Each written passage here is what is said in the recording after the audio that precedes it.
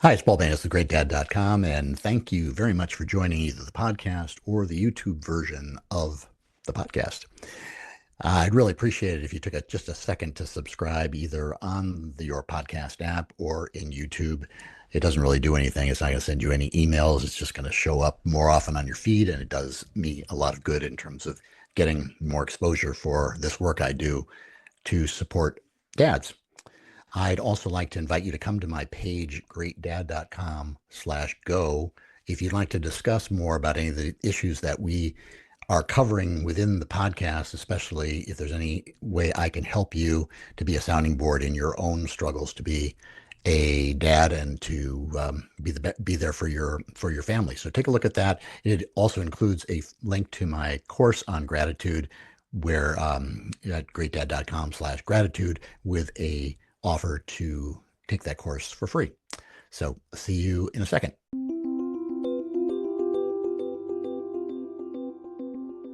Hey, it's Paul Banis with GreatDad.com here again with my weekly series talking about modern fatherhood, and I'm glad I've got an expert from the therapy side to help us round out all of our conversations. Welcome, Dr. Sasha Reiisi. Thank you so much, Paul. It's honored to be here. So first of all, we should say that you and I both serve on a group called the American Society for the Positive Care of Children. Yes, we And do. yeah, and so we both come to that with this passion about wanting to be wanting dads and moms and dads, families to be stronger because of the way they take care of their kids through more peaceful, more positive ways of dealing Yeah. with them. You've got a lot of experience in working with families and with kids. What led you to I guess to get interested in this work, but also take that side? I mean, it's obviously more therapists are moving toward this Yeah. more positive parenting approach. But maybe take us a little bit back in your history and what interested you and Sure. why you believe in this philosophy. That's a great question, Paul, because, I came into this work, particularly working with like young children, completely by accident. Coming out of grad school, had my head in the clouds, ready to go work with like teenagers and Mm, adults, and yeah, yeah. all of my training was just so behaviorally focused, right? You go in, get people to talk about things, do some cognitive behavioral therapy, and do the work. Coming out of grad school, I was, looking for a paying position. Not much existed out there. Let's just say, this was 2015, and I had a good family friend who worked for a county program that was serving the 0 to 5 population, who reached out to me and said, Sasha, I've known you my whole life. I know how great you are with kids. How would you like to kind of be potentially interview here and work with young children? And, I thought about it. I said, I do enjoy hanging out with kids. They're Right, really drawn to me. I feel very natural when I'm with them. But how the heck do you do therapy with like a 3-year-old? How do you do right, yeah. therapy with a 5-year-old? And I said, you know what? This is out of my comfort zone. This is nothing I know. So why not? Let's kind of give it a try. And I was so blessed to go through this program because it was a county based program. They put us through so many trainings and helped us. They took us to lectures and talks and seminars with so many of the brightest minds: Alicia Lieberman, Chandra Ghosh Ippen, Gabor Mate, Bruce Perry, Dan Siegel.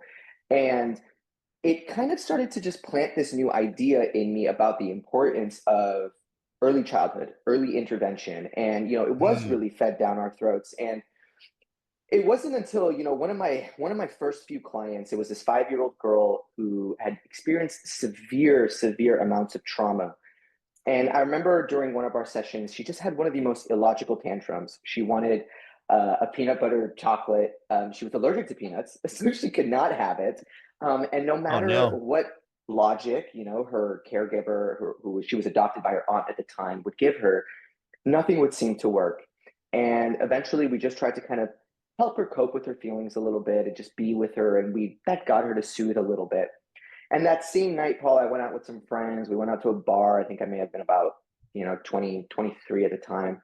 And I'm waiting in line to get in, and this is a ticketed event. And there's this young lady at the front, and hear her arguing with the bouncer that she should be let in, even if she doesn't have a ticket, that she knows Mm. the owner, she knows. And the gentleman was holding his ground pretty well, but it was almost the same tantrum that I saw in that girl that I saw in Yeah. my 5-year-old client.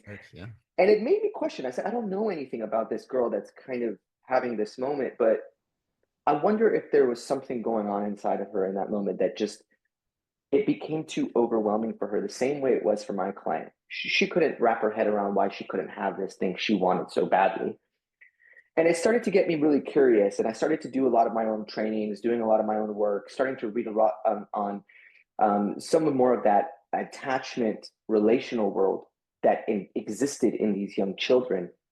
Um, and it opened my eyes to see what the ripple effects that kind of existed in having these ruptures that exist within our childhood, the unmet emotional needs that exist, even with all the greatest intentions that our parents have.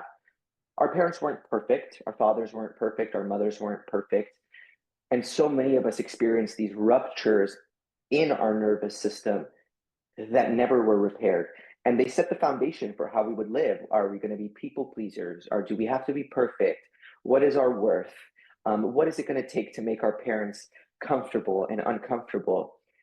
And it changed the way completely that I looked at adults.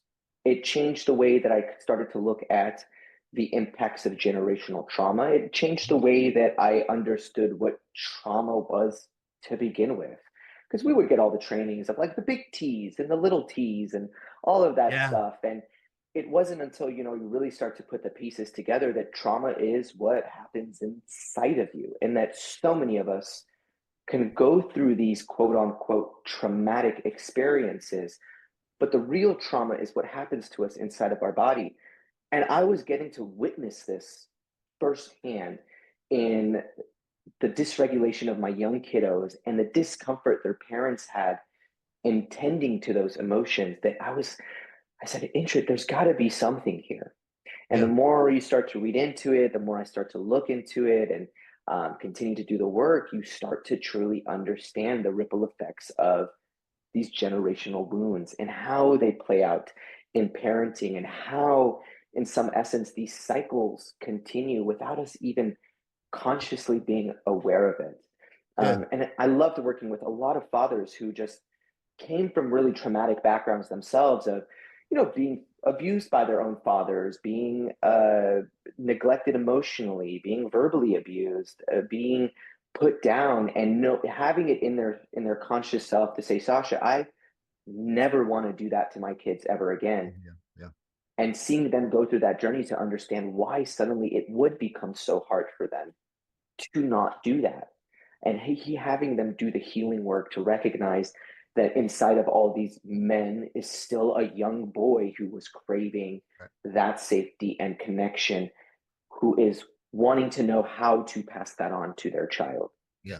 So there's a lot in there. First of all, I'd like to, I guess, talk about a little bit about nature and nurture Yeah. of what we know about those two things, because I think my father, I didn't grow up with my father present. I saw him once or twice a year. So of course for him it was all about nature. Everything that Yeah. every A I ever got was because he's a really a brilliant guy, and Right. every emotional problem was because of his ex-wife, my mom. No, it wasn't quite that easy, but it was easy to see it through that lens. Right. Is the science indicating that there are things now that we know that are specifically nurture based, like this like the Yeah. recycling of trauma? I mean, that's clearly, Right. I guess there's some who would say that it lives in the body, and then there's Yeah. some data that even shows that it shows up in our DNA. Absolutely. But do we know Right. anything more about what parts of our personalities are nurture versus nature? It is hard to say, Paul, about it really pinpointing the specific parts, because you're right. We are seeing now that there is genetic markers now for people who are more sensitive. For example, there was a study done on prison inmates to see if they could find the gene for aggression. They found that they got some of the most severely kind of individuals, and they kind of studied their DNA to see, like, okay, can we find these biological markers for aggression? And what they did is they did the study and they found, like, oh, interesting, there was, all of them seemed to have some common marker. But when they would look at their behaviors, they said, how fascinating. The most aggressive individuals and the least aggressive individuals in the prison system in the study, they both have the same marker. And so they Mm. started to be curious and say, is this more the marker for sensitivity? Right? So whether it's they are so sensitive that they withdraw and they shut down, or are they so sensitive that they become reactive and aggressive in their manners, we are starting to see that there are these genetic traits that exist. We are finding with epigenetics that trauma does get stored in the body. It does change the DNA that gets passed down. What I like to believe, though, is that despite all of these things, is so much about our emotional world is, I like to believe, children are born into this world fully putting their emotions on display, Hmm. right? Their ability to be true to their feelings is real the moment we are born. There are babies from the second they're born, they cry when they're hungry, they cry when they're Yeah, sleepy, they they're very cry when true. they're Yeah. separated. They will not hesitate in putting their feelings out. But that makes me wonder, is how did sometimes a child develop from being this baby who would cry out no matter what to now suddenly maybe being this 4-year-old that chooses not to speak up to their parent? And where did this get learned? And I think so much of our personalities, our behaviors, it's shaped by our emotional world. And so there's a lot of things that we observe from our parents, and I think we pick up on some of those things as well. But I do believe that this emotional world, we are born with it. We are born with this level of authenticity, and how our parents choose to respond to us, how they respond to us in the turmoil of the world, that nurture in itself will then begin to set the foundation of things of who we are. And sometimes it could look like nature. I do believe that it could look that way because our parents might parent us the way they were parented. Right. And some of those unconscious, unintentional responses just get passed down generation after generation. Yeah, and we talked about that just a little bit before we started about how some Yeah, some dads will unconsciously just repeat what was done right, with them, whether they enjoyed it or not. I've had guests right. on here who weren't talking about parenting, but they're talking about other subjects who suddenly launched into talking about how important spanking was, and you could Yeah, tell that it was for them. It was just a natural response to parenting. It wasn't something they ever yep, even thought of. Then there are those some of us who were spanked or worse who our mind goes to that as an option, right. but we push it away. And then others of us who have kind of a blank slate in terms of parenting and have kind of are developing a philosophy on our own that doesn't involve all those Yeah, negative behaviors.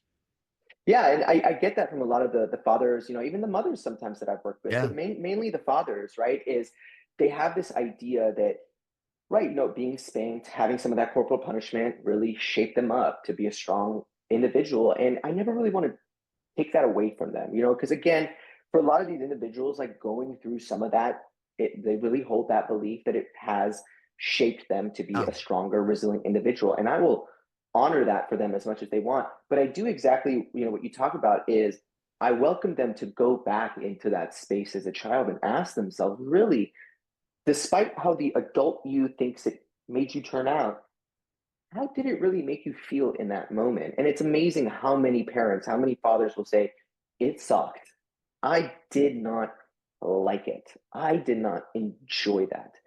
And it becomes this door, this open door for conversation to kind of understand about, well, what did you really need?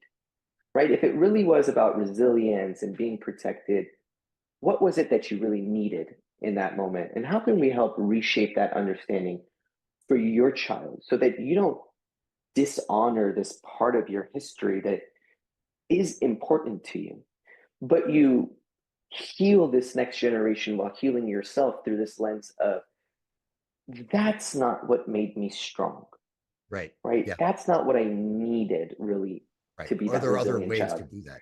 Yeah. Yeah, so true. I guess I'm always curious as in those relationships because you hear sometimes about people who are routinely beaten by their fathers, Yeah, and then they still had a love and a reverence for that person.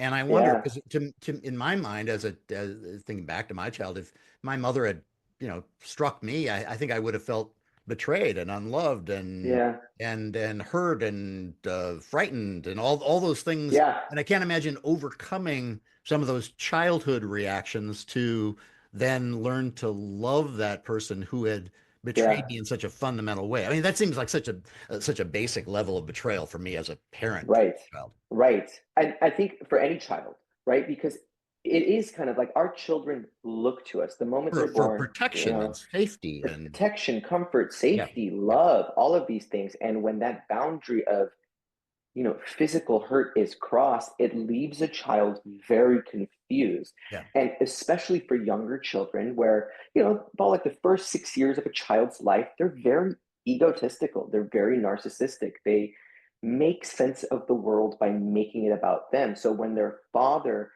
ends up turning, or even their mother turns and like hits them and causes harm to them, even if it's as a form of punishment or consequence, it leaves the child wondering, like, what is it about me that I deserve this? It makes them very confused and hurt.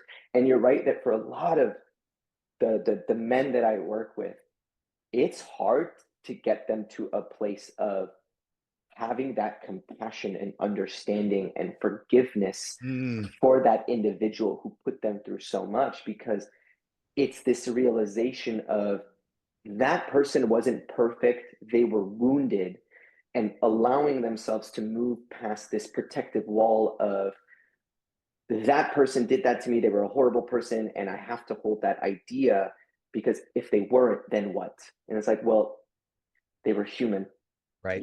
they weren't perfect, but They were suffering it's their own generational reproduction trauma exactly, quite often. exactly. And so many of us create this narrative to kind of keep us going, and it shatters this narrative of like, this person that did hurt you and do these things, they weren't an evil, all terrible person that did this because you were such a horrible Yeah. child. They did this because they had no idea how else to navigate it. Not saying it was okay, still holding them accountable, but to have that compassion to understand that I don't think it would have been anybody's first choice to do these things to you. So does that come up a lot? I mean, I know when I had kids, my attitude toward my father changed quite a bit because I couldn't Yeah, imagine the fact that I didn't see him more than a couple times a year. Like with my kids, I that would be the end of my world. I would have followed, I'd follow my kids anywhere if my wife and I got yeah, divorced and she moved across the country. That's where I'd go. And I yeah. could not, I could never, I still have trouble making peace with it. But I wonder if do you see that in a lot of new dads where there's suddenly these emotions come from their history and they suddenly Yeah, like, oh my God, well, I'm now I can't really understand what my childhood was about because now what I know about my own parenting. right, right. There's so many parents. There's a gentleman that I'm working with currently who's recognizing like how much his lacking and anger and sadness towards his father that was unprocessed really pushed his overwork for his own children. He loves his children, does everything for his children. At the same time, he was questioning, why was I feeling so burnt out? Why was I feeling so disconnected from myself? I love my children, but what this is about. And he recognized that so much of his own supporting his child's feelings, being with his child's feelings, going to the edge of the earth for his child was the perfect distraction to uh, allowing him to actually face the pain that he was really dealing with, which was this sadness and grief of the childhood he never got. Oh And yeah. the more he got to provide that childhood to his kids, the more sad he would be. It was, I'm giving my kids everything that they had everything I never did. I was the parent that I never had. But as happy as I am for them, why am I feeling so sad? And it's through that work that they realize that inside of them, there's still this little kid who craves this, who still craved it. We as adults will still give our own caregivers the chance to get it right. I have adults whose parents have passed, and they say, I still speak to my parent and Yeah. I can still hear their voice. And then I Oof. question, why did I even say it? And I was like, yeah, your Wow. parents passed and you still hear that negative criticism. You still talk to them in hopes that they would just get it right. And for so many of us, we carry that forever, always hoping that our parents, no matter how old they are, that, you know, this one time that I call them and tell them maybe about something, that I'm hoping that they're not going to give me a lecture. They'll just say, great, hey, I'm so proud of you. That's Right. awesome. And if they But I don't, we'll be really like, wish you'd been a doctor. exactly, right? Uh, Uh, when dads, I mean, as the kids get older, you realize there's a lot of things that you may or may not have done. And the thing that's really fascinating about kids is some of the things that you think are the traumas that they experience, right.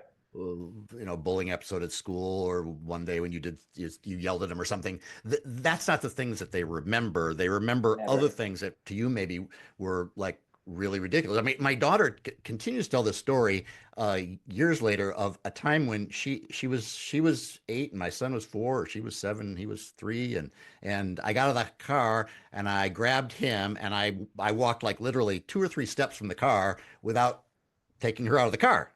And Yeah. she brings this up like once a year. So to her, I mean, it's always as a joke, but I can tell there's something in there that she felt like she had been like literally momentarily Yeah. abandoned, but that affected her in some ways. Right. And yet for me, it was just like, it wasn't even a second, probably. Just a little thing.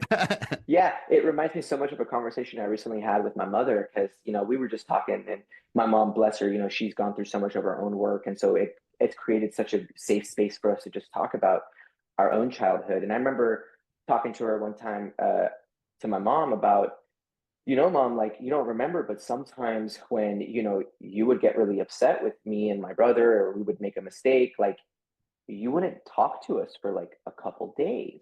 Wow. And Yeah. she's like, and she would say, like, yeah, but Sasha, like, I still cooked for you guys. I still took you to school. I still made everything ready for you guys. I said, yeah, mom, I love that. I appreciate that.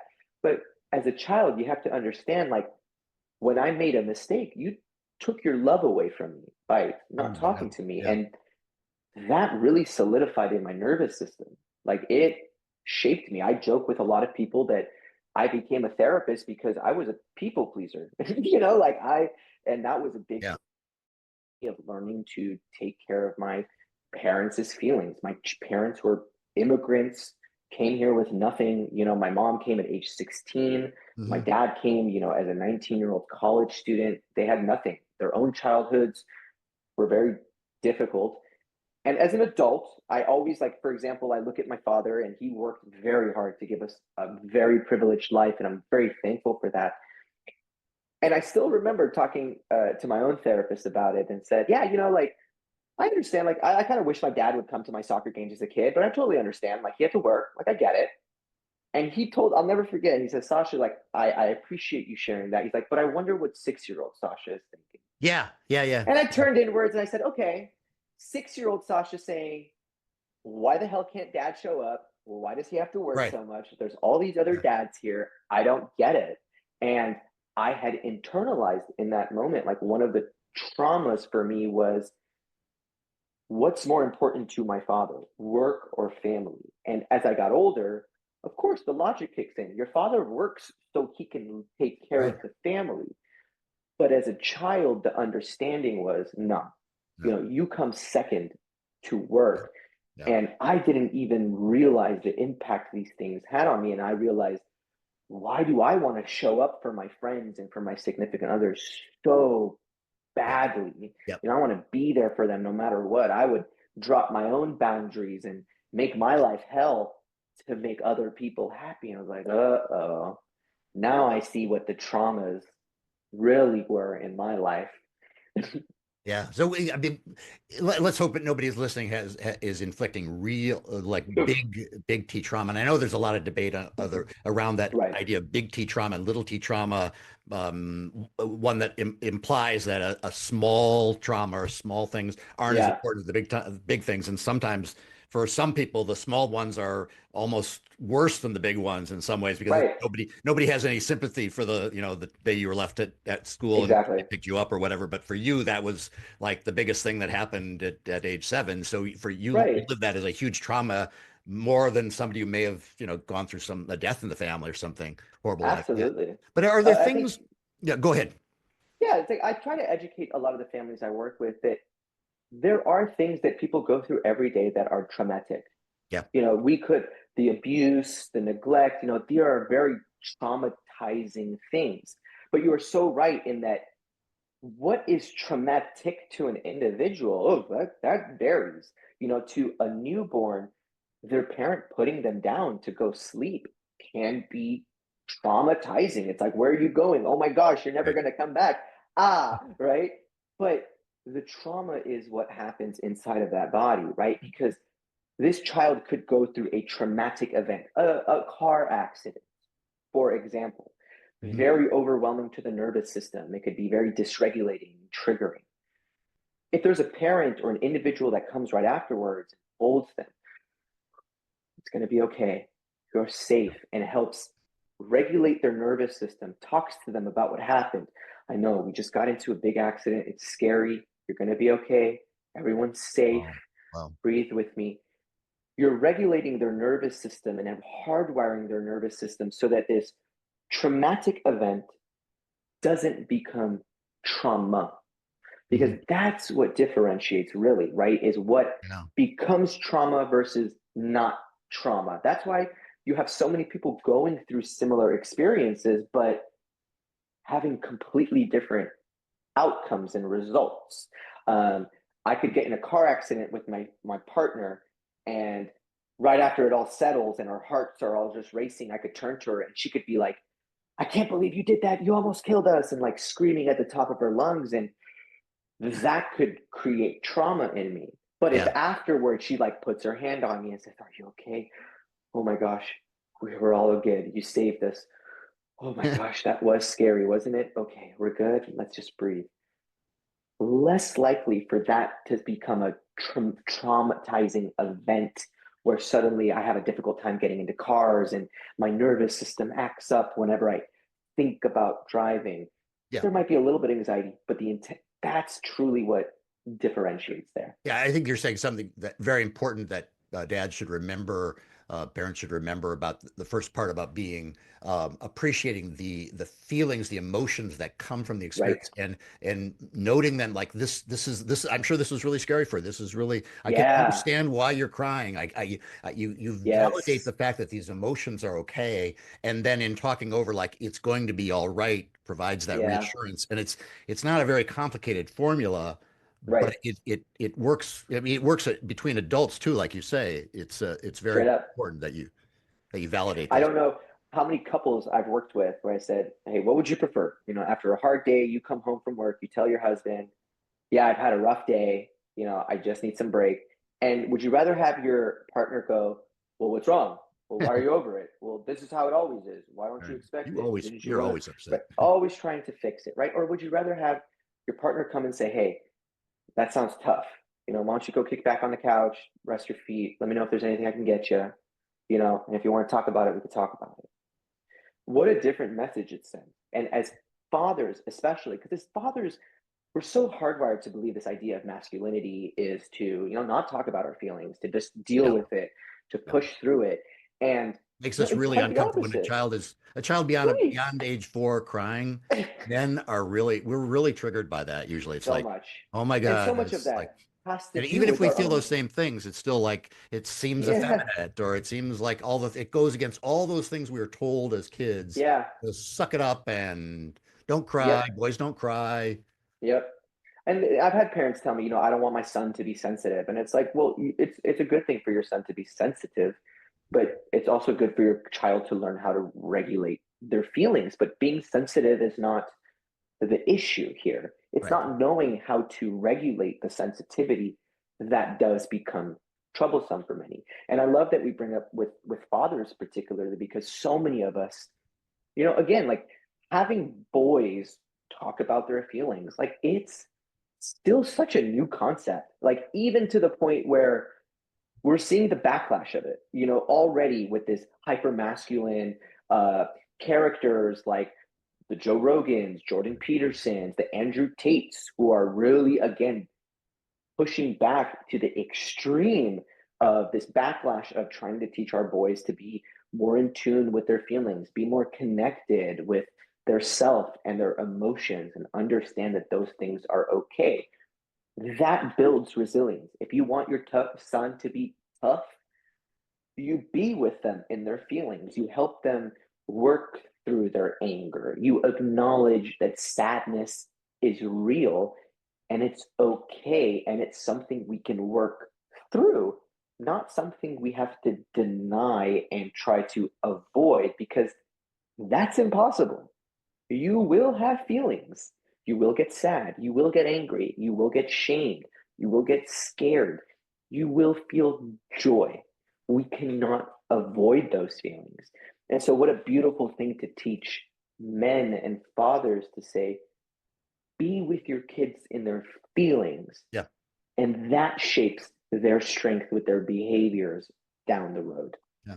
Are there other things like that that are not, I mean, maybe that are a little bit less obvious to dads in ways that they can inflict trauma unintentionally? Like you said with your mother, like withholding Yeah. conversation for 2 or 3 days. She, at the moment, maybe she was just so focused on her own thing that she wasn't even thinking like she was doing Yeah. this to you. But I like suggesting that your child doesn't measure up by saying, if you don't do your homework, you're not going to get to Harvard, or those kind of Right. things too, like that are kind of unintentional, and a lot of people, they keep on repeating them, but they have a way of pulling Right. away from the child. Like also be trying to be there, be present when you're with them, be present, try to be Yeah. as present in their school activities or showing up to events like that. These are small Yeah. things, but there's probably Yeah. a whole list of them that you could make that make a huge So amount of many. difference to a child between age 4 and 12. Yeah, absolutely. There are so many things that to a child really comes off as rupture, right? And you're right, there's these little comments that put this emotional burden on kids that could be such little things. I think if there's one thing that I've taken away with fathers in particular with their children, both, their daughters and their sons, they don't realize the impact that their lack of play Yeah. has with them, right? So many people obviously look to mothers to be the nurturers and to spend time with them and to keep the kids busy. But there is this very important element of play that fathers have this role on, the Yeah. physical interaction. And I'm not just talking about play of like play to be with them. I'm talking like physical play, Roughhouse play play. Yeah. where you get to grab them, hold them, cuddle with them, roll around with them, hold their hands. Even if it's a more softer play that you do with your young girls. Like I've seen a lot of fathers, who like to get their nails painted by their Yeah. Yeah. That's a daughters, big thing now. Yeah. and that's Yeah. a beautiful thing because the reality of it is it's creating a lot of touch, it's Yeah. creating a lot of sensory. Lacking that touch, lacking some of that physical world, that in itself can create so much trauma. And I think one thing I've noticed in my world, Paul, is I've started to notice more and more kids who are having these sensory issues, really difficult with touch and noise and being Mm. hugged. And what I'm noticing in Oh yeah. some of the dynamic and with the relationship with their parents and more particularly with their father is they're not getting this Yeah. touch based play with their parents. They're getting like, hey, let's sit together and let's play a board game. Oh, let's sit together and do your homework together. Right. Let's sit together and watch a movie, which this quality time I think is a beautiful thing. I'm never going to knock that down. Right. But our children need us to hold them, pick them up, hug them. I sometimes love watching lions and apes play with their children. The way they play, it's the roughhousing playfulness with it. It conditions the nervous system. It hardwires the nervous system to be able to dysregulate and regulate, Yeah. dysregulate and regulate. In safety. Yeah. And that provides such a beautiful foundation for our children to navigate this extremely overstimulating world. And this world is only getting more and more overstimulating. And so I love kind of bringing this light to a lot of parents to recognize that it is important to play with your kids. How we choose to play with our kids is going to be just as important. I encourage even the moms sometimes get in there, roll around with the dads, Yeah. roll Sometimes they around with don't. your Yeah. kiddo. because even for them, it feels a little bit uncomfortable, but it's like the more you do it, the foundation that it builds for the kids is just Well, yeah, life changing. I think we're probably totally in the same wavelength that um, there's never too, I don't know if I want to say too much of it, but that is almost always a good thing. There is a thing going on in the culture right now where there's a lot of permission based Yeah. affection, and there are a lot of parents. I mean, I hear about this where there are a lot of advocates who say, don't kiss your child without asking if you can kiss them first, and part of me just like shudders. Like, I get where that's coming from in Yeah. situations of potential abuse and everything, or you've had a child who's had some level of trauma experience with this, obviously. Yep. But for like a 7 or 8 year old child to ask them if you can kiss them is like, I mean, we just hugged and kissed our kids all the time. I mean, it's the Yeah. most natural thing. They're almost part of who you are at that age. Do you have any Absolutely. feelings or experience with people getting confused in that realm? Yeah, I'm right there with you because I do have, parents who I've worked with who have said, I do want to teach my child Same. consent. I Yeah. want to teach them, the comfort of their body. And I said, that's Yeah. perfectly fine. There is nothing wrong with that to teach them their self boundaries, how to express themselves if they feel like something is making them uncomfortable. But we never want to go about that route when it comes to comforting our child, right? We know that when we are with our child, when they're overwhelmed, they need that comfort. And yeah, granted, some kids are uncomfortable getting kissed. Hey, hope they can. I know many teenagers who would say, "Don't you dare ever try to kiss me, mom," or "Don't you ever dare try to hug me." Well, And that's as children get older, that comfort can look a little different. But you're right in that our kids need to sense from the caregiver, not so much the rest of them.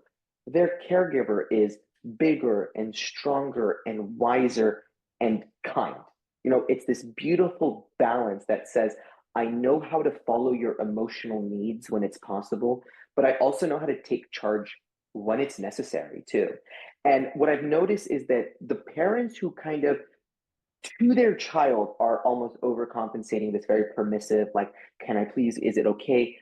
The child almost gets this sense of like, are you not strong enough to kind of like handle me?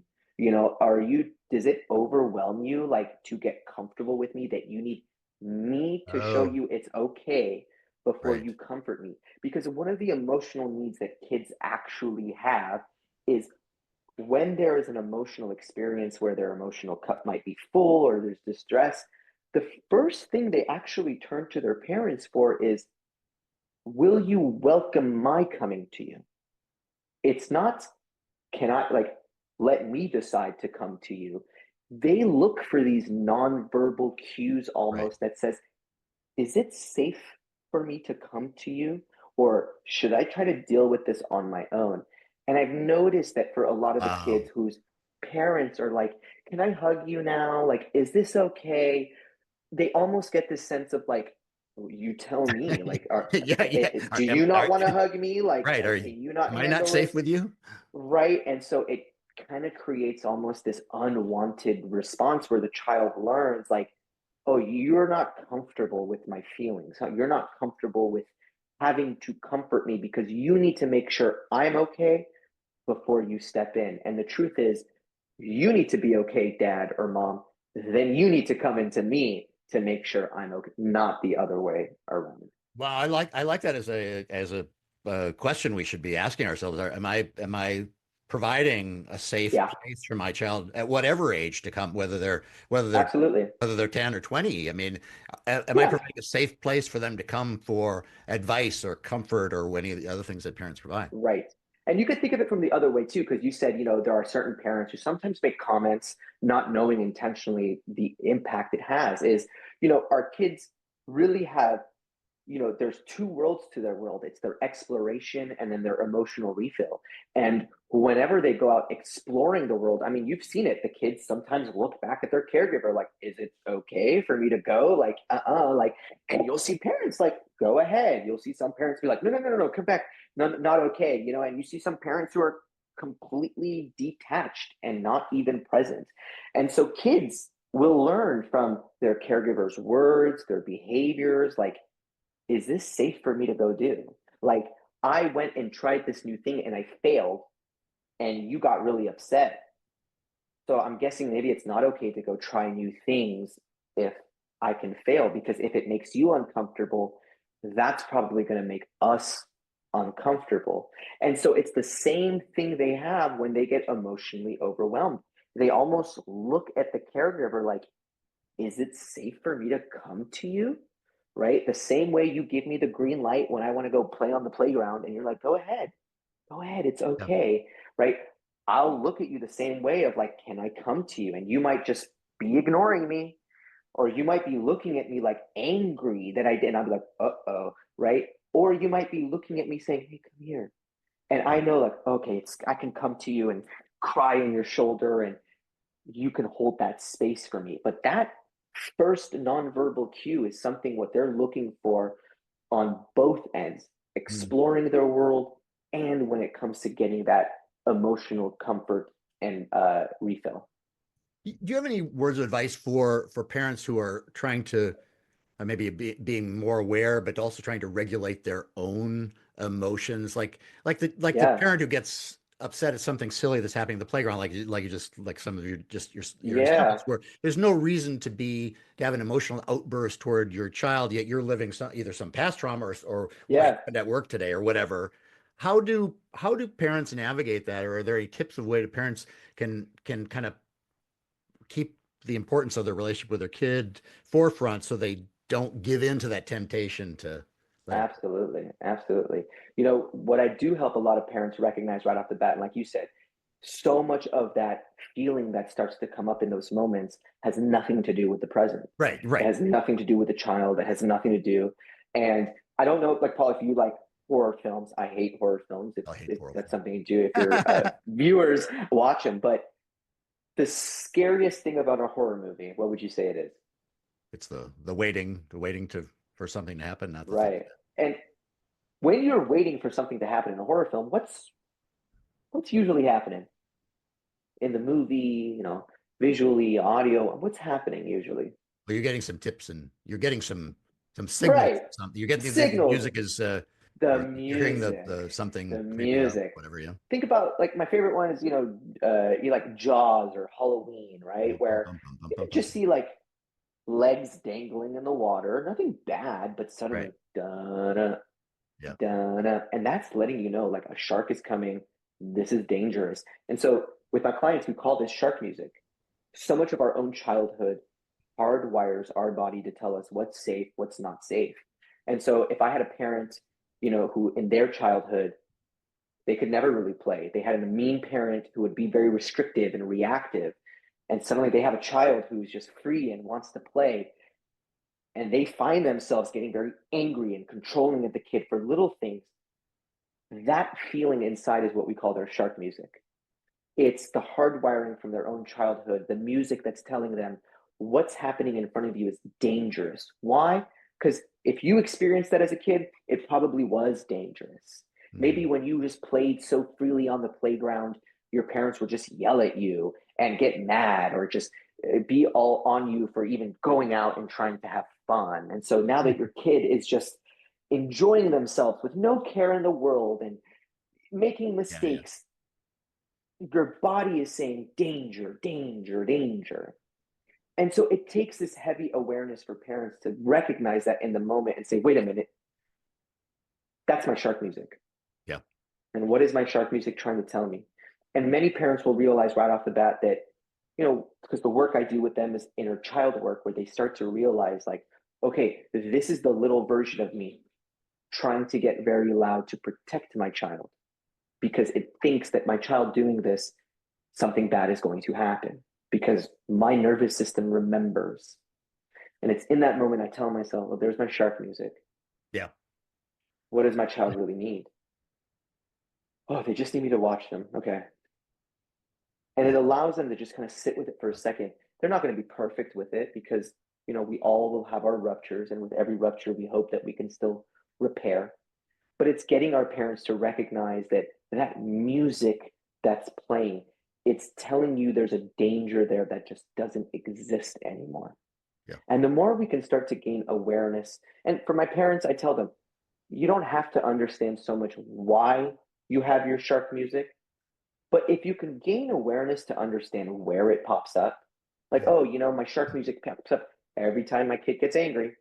Like, oh, like what's there? If you know it's going to come up, you can start to recognize and talk to the shark music, not to turn it off because it's part of us, it's our trauma, it's our own childhood, but we could turn it down just enough so we can actually hear what is it that my child needs from me.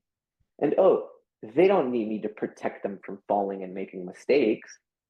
They need me to cheer them on and just be there if they do Yeah. fall, to let them know I'm here if you need help, And to them sometimes it if is they that need easy. it. It is that Yep. easy of just switching, doing that switch. I do a group coaching program called Positive Intelligence, Yeah. which is all about recognizing those inner Yeah. voices in your head and then finding ways to flip the switch. And Yeah. I think that's a great thing to do in therapy. Men historically have been just so bad at even understanding that we Yeah. have emotions and what those emotions Yeah. are saying. We just let them affect us rather than naming them and trying to Yeah. figure out what we do with that emotion. And everybody has those experiences where you're sitting with Right.